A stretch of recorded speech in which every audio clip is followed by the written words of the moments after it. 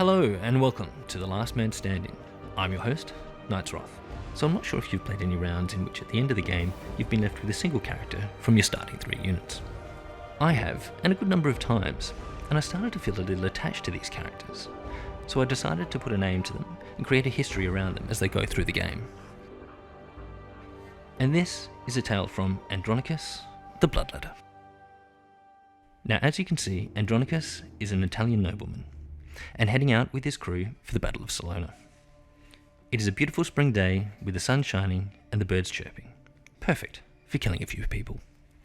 Although eager to get into the thick of things, the history books usually don't mention the first engagement, as once they started getting poked in the butt with spears, it didn't turn out too great. Rather, they montage through to both the second and third engagements, which saw his unit turn the tide of battle by routing a number of enemy cavalry and foxmen in critical defence of their base. But the work of a Roman soldier is never done, so Andronicus and his men returned to the centre of the battlefield for their fourth and most successful engagement.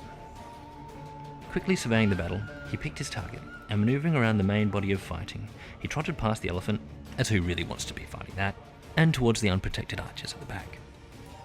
And in a similar vein to the charge of the Light Brigade, by the time they got there wasn't too many of his companions left. Nevertheless, he split the men into 2 groups. One went into the city, and the other stayed to battle in the countryside. Andronicus led the group into the city, and they hacked and slashed at the archers as they tried to reposition. To the archers, the city was no sanctuary, for the Roman cavalry was always at their heels.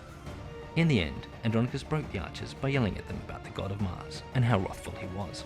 This frightened the archers so much that they gave up and ran away, lest they be smoked by God. Meanwhile, the battle in the field raged on, and as Andronicus joined it, the archers were pressed and pushed up the hill, harried as they went. Until finally, Kanani made her final stand against the cavalry's relentless pursuit. Andronicus seized the moment, and with one final charge, rode at the enemy line. As he engaged, he was quickly surrounded. Realizing that things looked grim, he once again invoked the wrath of Mars upon his enemy, and told them all to sod off. Again, fearful of being smoked by a god, the Greek archers fled, but it was all too late as the Roman base was captured shortly after.